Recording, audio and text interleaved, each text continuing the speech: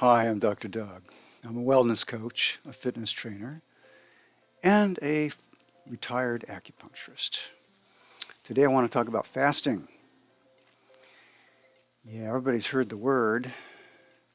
I've done a lot of it myself and helped a lot of other people. Fasting means abstaining from food, i.e., calories. Actually, we're not eating right now, probably, so we're technically fasting. There are two types of fasting in my book. There's a long fast and a short fast. Uh, there are two reasons that people fast usually. One is to lose weight, and the other is for spiritual reasons. Now, the losing weight thing, 80% of Americans today in 2024 are classified as overweight and obese. 80%, that means 4 out of 5. Well, this excess fat leads to real serious health conditions, including death. Premature death, that's right. Look it up. Lots of information about that on Google, and I have a lot of videos on that too about the danger of carrying excess weight.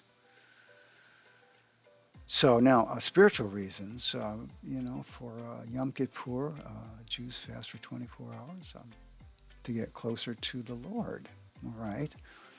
And there are other people that do that as well for spiritual reasons. Now, in my opinion, a 24-hour fast is best, like Yom Kippur or what I'm going to show you, what I'm going to introduce to you. Long fasts are tricky. Yeah, that's why they're considered dangerous. Well, they can be dangerous, and I'll tell you why. And I'm not talking fasting to death. I mean, there are people that go on hunger strikes and, they die of starvation. There are people in certain parts of the world that fast against their will and they're dying. We're not talking about that. No American who watches this video is going to die from starvation, believe me. Long fasts are tricky because you lose estrogen. When you lose weight, you decrease the size of your fat cells. When you do that, you lose the estrogen that your fat cells secrete into your bloodstream to keep you calm. The purpose of that estrogen, also called estriol, that's the form of it, is to keep you calm during a long, hard winter. When you're fat, you need to sleep. You need to be calm. You need to conserve energy. You can't be out there chasing wild animals and digging up roots and working for food. You can't be doing that. You got to be stay in your cave where it's warm and safe, and you got to be not anxious and not all stirred up and all that, right? You got to be calm. So when you lose estrogen, you're not calm. And I'll explain it to you in kind of a Chinese way. Heat is the enemy. When you fast, heat is the enemy because heat flares when you lose estrogen. The purpose of estrogen is to keep that heat down. It's not good heat. It's not a healthy heat. It's an unhealthy heat. When women go through menopause, if they already have this heat building inside of them, like a lot of Americans do, well, then when they lose that estrogen at menopause time, wow, they get hit hot flashes.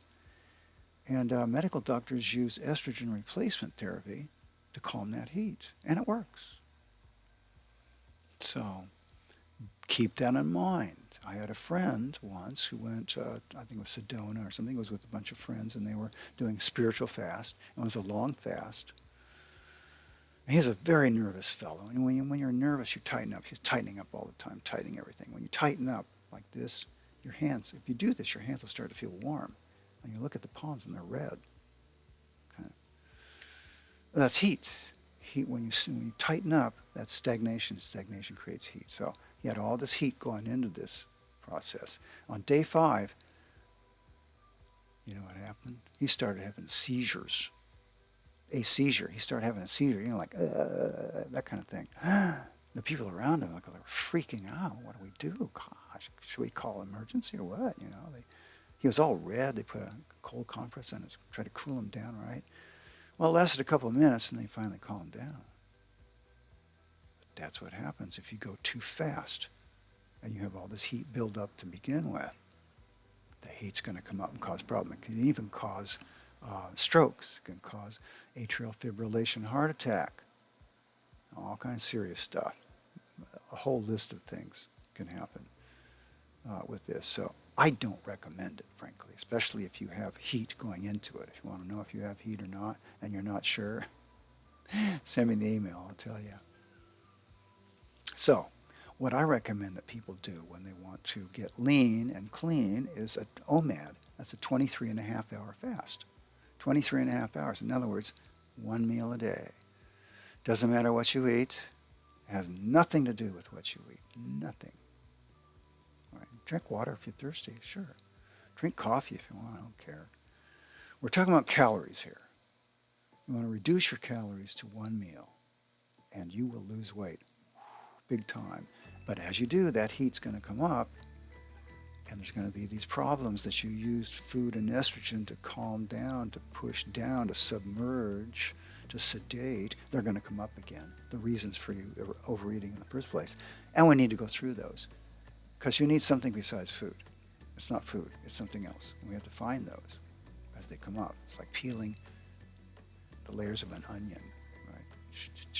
Things come up. So, intermittent fasting, one meal a day. Now, intermittent fasting, is 2 meals a day. It's just a fancy term for 2 meals a day. Oh, special time. How many hours in between meals? This is gobbledygook. This is just pseudoscience. It's just 2 meals a day. So if you're eating 3 meals a day and you're overweight, go to 2 meals a day. Better than 3 meals a day, right?